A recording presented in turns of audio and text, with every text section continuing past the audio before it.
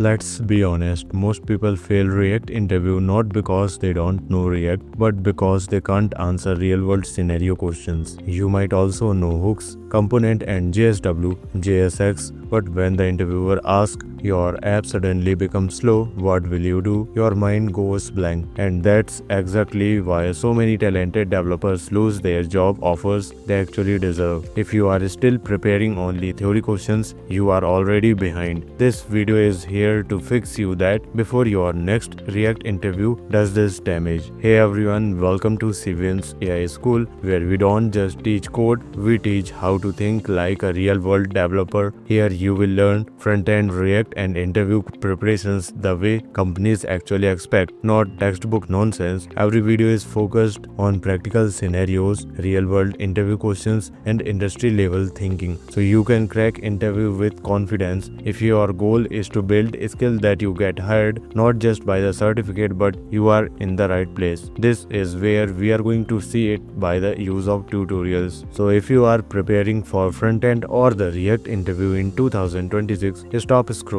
These are the top 5 React interview scenario-based questions that interviewers are actually asking right there. So without any delay, just let's start into our video. Please don't forget to subscribe my YouTube channel and like this video and press the bell icon for more exclusive contents. Let's start. Okay, so these are top 5 React interview questions, where our first question is that if the interviewer asks that your React app suddenly stops, becomes slow after adding new features, how do you fix and find the issue? So simple, what the interviewer is testing that performance debugging skill what you have, understanding of re-renders, optimization mindset, and real-world problem solving in the React. So the easy way to explain the analogy is that think of your phone. Think of your phone when it becomes slow, you don't delete everything, you find which app is consuming resources. Same idea you have to use in the React. So step by step explanation which you can give to the interviewer that use browser performance tool like open your Chrome DevOps tools, and where you have to go into performance tab and record user action, scroll, click, load page like this, and then check long task, heavy scripting time, and layout shift. This tells that what is slow, not why yet. So this is the first scenario where you can explain like this. Second is use React DevTools. Like use React DevTools where profiler, look for unnecessary re-renders, go for component re-rendering again and again, invite re-render loops, and event experienced developer field here in the interview. So this is the most important. Third important thing which you have to give is that fix re-render using memojization. So explain clearly. React.memo prevent child component re-renders, use memo to memoizes expensive calculation, use callback to prevent function recreation on each render, and then you have to give that important interview point inline function and object like this recreate a new function on every render causes child re-rendering. Fourth is use virtual for large list virtualization for rendering the large list. Like what is the problem? If the problem is that rendering 10,000 plus item is equal to slow UI, so what solution you have to give that render only visual item which are mainly used and then load more on the scroll. When you scroll one by one, it gets load one by one. Third, what you have to give is that libraries React Windows, React virtualization, where real world example e-commerce product listing or admin dashboards. So this is what you have to give that final interview line. What you have to say is that first I profile the app using DevTools and React Profiler, and then I will identify unnecessary re-renders, applying memojization and use virtualization for large data set. So this is how you can give that, how you can suddenly increase your web app's performance of the features of your app. This is how you can give your first answer. Now second interview question can be that how do you prevent a logged in user from accessing the login page again? So what the interviewer is testing that authentication, flow understanding, routing logic, and state management concept. These three testing are being done by the interviewer at that time. So the easy analogy you can understand that at a concert, once you enter. Security doesn't let you go back to the ticket counter. Same rule for the logged in user. First, what you can explain that like this analogy, and then you can give answer that step by step explanation. First, I will maintain authentication state where I will create a global flag is authenticated is true or false. This state that start as a false become true after login is stored globally context redux. So this is how I can maintain authentication step. Second step where I will give answer that use protected routes. Protected routes logic, if user is authenticated, allow dashboard. If not authenticated, redirect to the login page. So this ensures that login page is inaccessible after login. Unauthorized user cannot access private pages, and this is how you use protected routes. Third is conditional routing, where explain clearly that if is authenticated is equal to true, so route like home or dashboard, else so only login or forget password. This I can do as the routes are driven by the state, not hard coded. So real world example is like you can give that banking apps once you logged in, no login page is there, on logout login page appears again. So this is how I manage authentication state globally and configure protected routes so logged in user cannot access public authenticated page. This is how you can give your second question's answer. How do we prevent a logged in user from accessing the login page again? Now let's go into question 3. How do you handle API errors gracefully in the UI? Okay, so what the interviewer is testing? He is testing that UX thinking, how far you have UX thinking, error handling maturity, and user friendly design. This is how he was testing with you. So at that time you have to just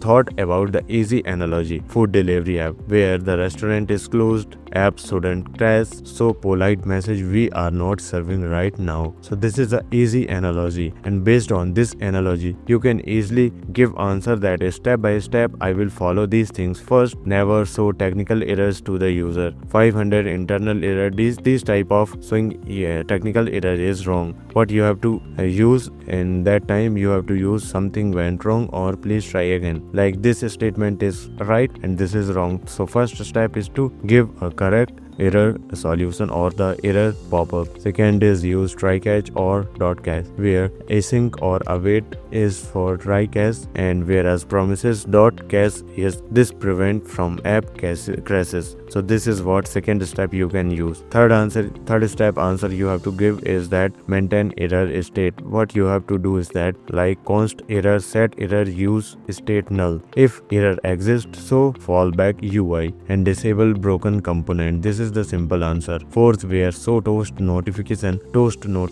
message for API failure, network issue, unauthorized access. This improve UX significantly. Fifth, retry mechanism. Interviewer love this, and add retry button re-triggers API call. This can easily trigger the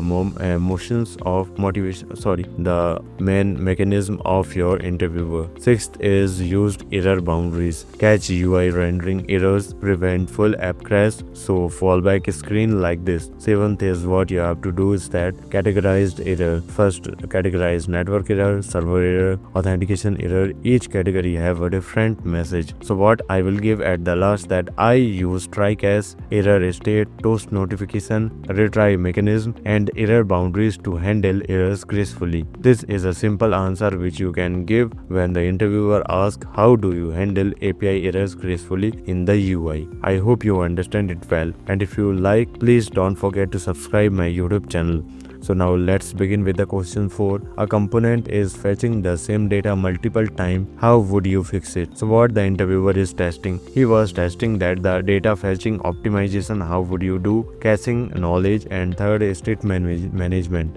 So easy analogy is that instead of asking the same question again and again, remember the answer once and reuse it. So first, step by step, what I can do is that first I will use caching library, where use React query, data fetched once and server from cache and auto refetch when needed. Second, what it will do that store data globally. If multiple component need same data, fetch once stored in the context or the redux, pass data down. Third, what I will give is that that avoid refetching on the re-render. Common mistake: fetch inside component without dependency control. So what the common mistake is that you just fetch inside component without dependency control. So you have to don't do like this. You have to do a solution like this that use memoization and then control dependency properly. So real world example are like dashboard, profile data used in the chart, fetch once globally, avoid 5 to 6 unnecessary API calls. So this is how you can easily give your answer. So final interview line, what you have to say is that I avoid redundant API calls using caching library, global state and memoization. This is how you can give when the interviewer asks a component is fetching the same data multiple times. How would you fix? So like this you can easily fix it. And now the last question is that how do you optimize bundle size in large React application? So what the interviewer is testing that production readiness. What is the production readiness of your own thinking, performance awareness and build optimization knowledge. So the easy analogy which you have to follow is like that when traveling you don't carry your entire wardrobe, you have only carry only essential things. Same as in JavaScript bundles, you have to just give like this answer. First I will use the code splitting where use react.lazy and suspense to load component only when needed. For example, admin page loads only for admin user. Second, tree shaking enable in Webpack or the white removes unused imports and reduce final bundle size. Third, dynamic import load heavy libraries at runtime, not part of main bundle. Fourth is optimized asset, compress the image of your site, optimize font and use modern formats. And last, what you have to say is that cache static assets where if asset already exists, don't download it, just improve load speed. So I optimized bundle size using code splitting, tree shaking, dynamic imports, asset compression and caching. So this is exactly how interviewer expect you to think, not just code. This is how he asks questions. So I hope you understand it well that what are the top 5 React scenario based front-end interview question and which I have give right now. Okay, so remember one thing, if you can explain why a problem happens and how you fix it in the real application, you are already ahead of 80% of candidates who only memorize theory. At Civins AI School, our goal is just simple, to help you think like a real developer, not just write code. If you found this video very helpful, like the video, subscribe to the channel so you don't miss any upcoming interview content and so many coding content. Comment interview question if you want part 2 with some more scenario based questions and detailed answer. Your next job offer depends on how well you prepare today. Keep learning, keep building. I will see you in the next video. Thanks for today.